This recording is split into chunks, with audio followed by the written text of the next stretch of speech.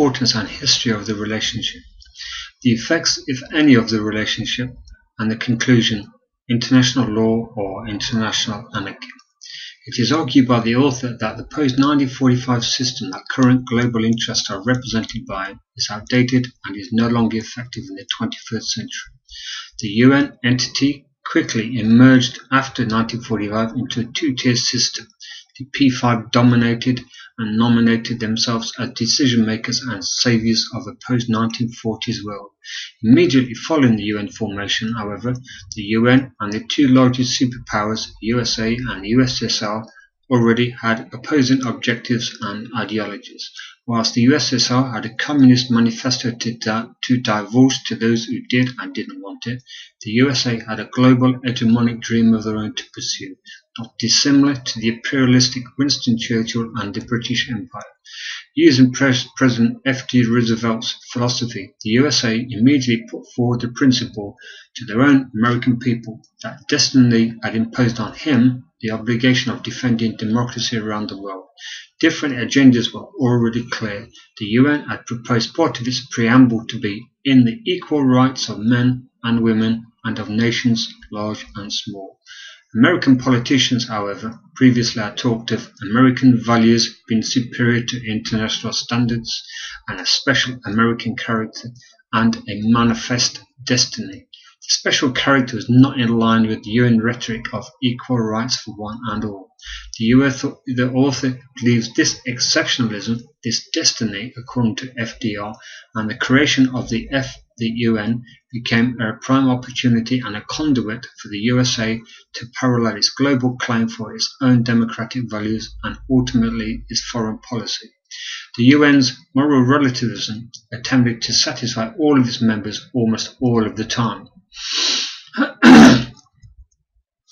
often leading to inaction in Africa in the 60s and the 70s, Iran-Iraq war, and later in Rwanda. The USA quickly filled the void left by the UN inaction and ultimately also by the demise of the USSR.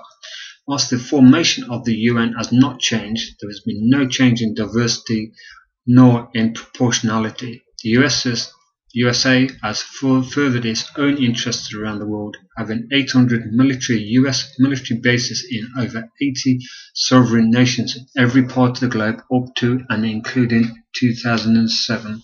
The USA had sought to represent its own national democratic interests, defending and projecting such interests around the globe in whatever manner they choose.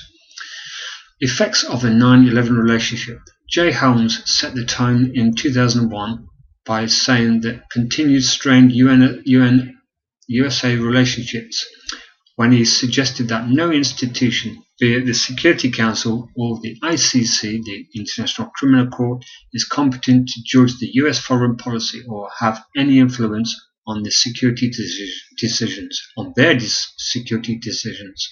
He was former chairman of the US Foreign Policy Committee. In the opinion of this author, Helms reaffirmed that the USA policy of unilateralism and that of exceptionalism. USA, being the world's biggest hegemon, does not and did not depend on an international system, only one in which it can manipulate strongly.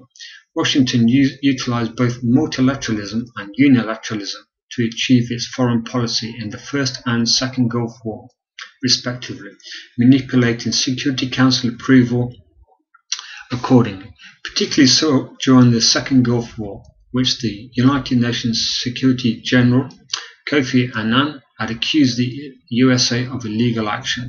Washington, meanwhile, had not let facts, alleged weapons of mass destruction get in the way of their own global hegemony. An ambiguity of world leadership and international law has allowed the remaining superpower, the USA, to take the global helm, steering it in their own realist direction. Number 3. Conclusion: international law or anarchy. I shall take the understanding of anarchy in international relations theory, which refers not to total disorder as in general usage, but anarchy in which an international order is based around one of cooperation, not of coercion, lacking in that central authority.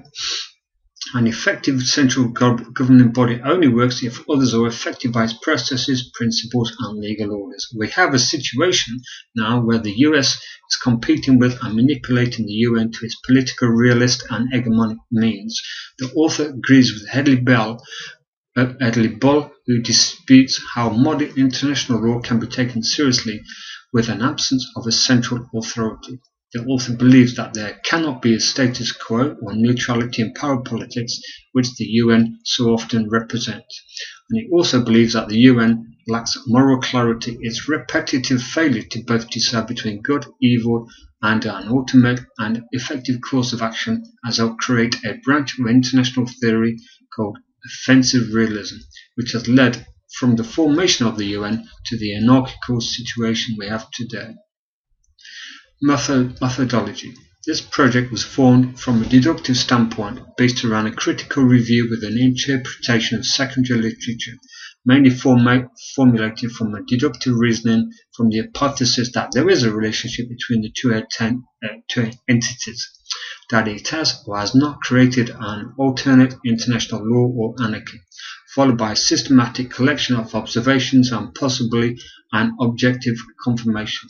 The research is quite narrow in its focus, simply based around the question law or anarchy, which essentially just results in a yes to one option and a no to the other. Although deductive resulting in a confirmation, it may also have an inductive feel that the observations could lead to new theories. This is not a polemic for or against the proposed question, law or anarchy, but a critical review and a framed project around the question, formulating critical viewpoints in the form of academically sound sustained analysis and an account leading to research outcomes that justify the results, using analytical skills based around historical bibliography from experts in the international relations field, also first-hand information interviewing current professionals working for universities, NGOs, and the United Nations. Extracted results using sources, literature, expert opinion, and interviews to explore the given question, law or anarchy. A systematic analysis was undertaken to discuss and conclude the relationship between the U.S.a. and the UN and its effect, if any, on international law and that of international anarchy. Both terms were described and subsequently a decision upon the question was made.